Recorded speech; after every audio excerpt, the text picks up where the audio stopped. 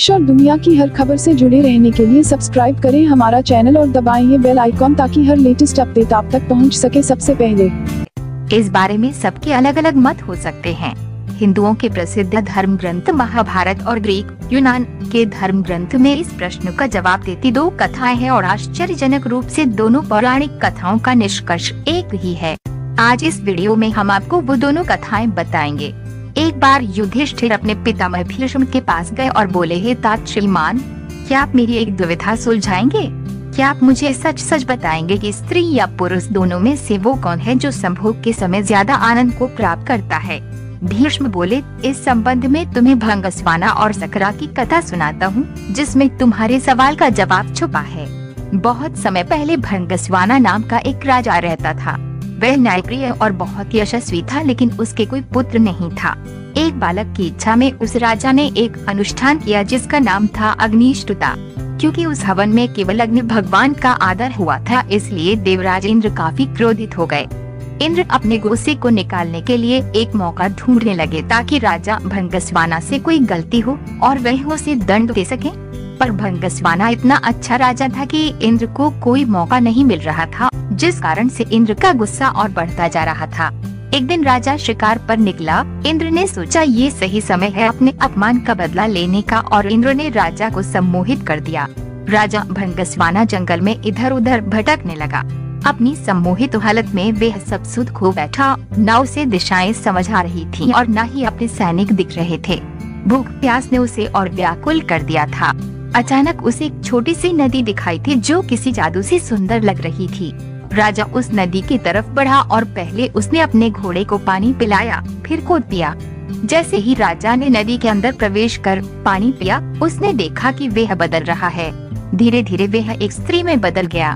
शर्म से बोझल वह राजा जोर जोर से विलाप करने लगा। उसे समझ नहीं आ रहा था कि ऐसा उसके साथ क्यों हुआ। राजा भंगस्वाना सोचने लगा, हे प्रभु, इस अनर्थ के बाद मैं कैसे अपने राज्य वापस जाऊं? मेरे अग्निष्टुता अनुष्ठान से मेरे 100 पुत्र हुए हैं, उन्हें मैं अब कैसे मिलूंगा? क्या कहूँगा?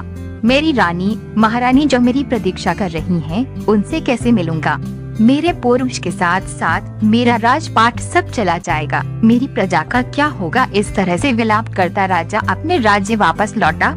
स्त्री के रूप में जब राजा वापस पहुंचा तो उसे देखकर सभी लोग अचंभित रह गए। राजा ने सभा बुलाई और अपनी रानियों, पुत्रों और मंत्रियों से कहा कि अब मैं राजपाट संभालने के लायक नहीं रहा हूँ। तुम सभी लोग सुख से यहाँ रहो और मैं जंगल में जाकर अपना बाकी का जीवन बिताऊंगा।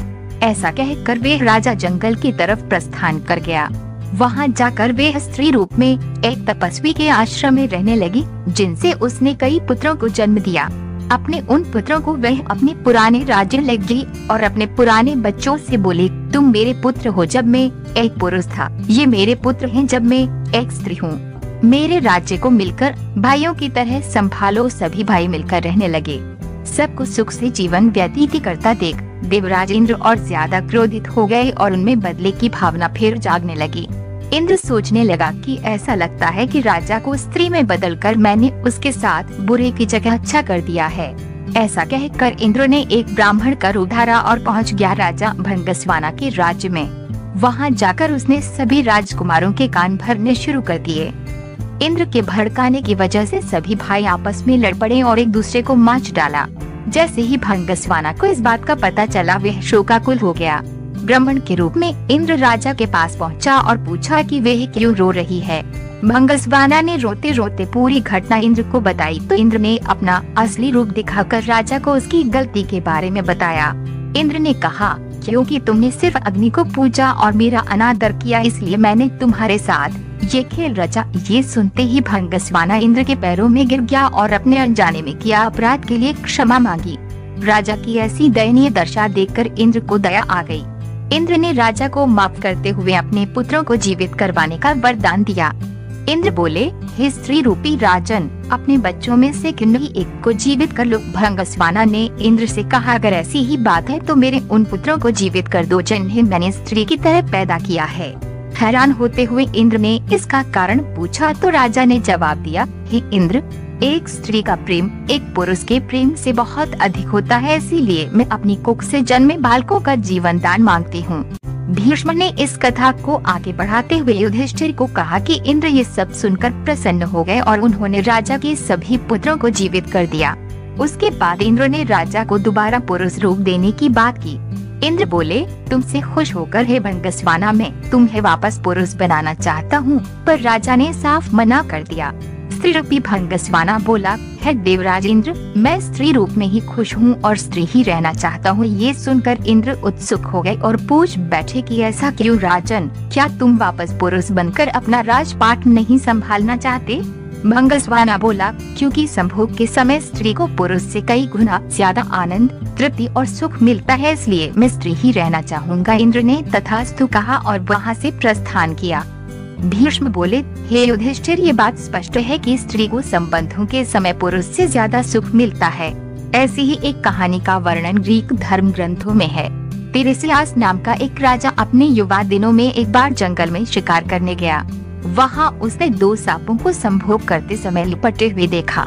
तिरेसियास को न जाने क्या सूझा, उसने अपने सिपाहियों की मदद से उन विशाल सांपों को अलग करवा दिया। ऐसा करवाते ही उसे श्राप मिला कि उसका पुरुष चला जाएगा और वह एक महिला में तब्दील हो गया।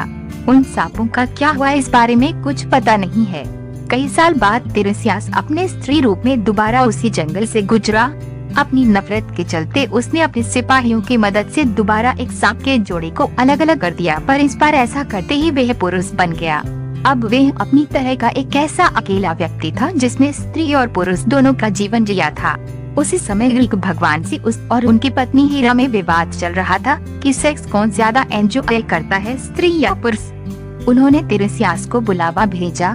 तिरेसियास ने जिउस और हीरा के सवाल का एकदम सीधा और सटीक जवाब दिया। महिलाएं पुरुषों से 9 गुना ज्यादा सेक्स का आनंद उठाती हैं। इस जवाब से हीरा बहुत नाराज हो गई और उन्होंने तिरेसियास पर ऐसा वार किया कि वह अंधा हो गया। जिउस अपने आप को तिरेसियास के अंधेपन के लिए जिम्मेदार मानने लगे और उन्होंने उसको भविष्य देखने का वरदान दिया। लगभग दुनिया की हर संस्कृति में ऐसे देवी देवता हैं जो स्त्री पुरुष का संबंध खूबसूरती से दर्शाते हैं। भारत में ऐसी प्रतिमाएं अर्धनारीश्वर की। अर्धनारीश्वर का अर्थ ये हुआ कि आपका ही आधा व्यक्तित्व आपकी पत्नी और आपका ही आधा व्यक्तित्व आपका पति हो जाता है। आपकी ही आधी ऊर्जा स्तरन और आधी पुरुष हो जाती है और तब इन दोनों के बीच जो रस और लीनता पैदा होती है, उस शक्ति का कहीं कोई विसर्जन नहीं।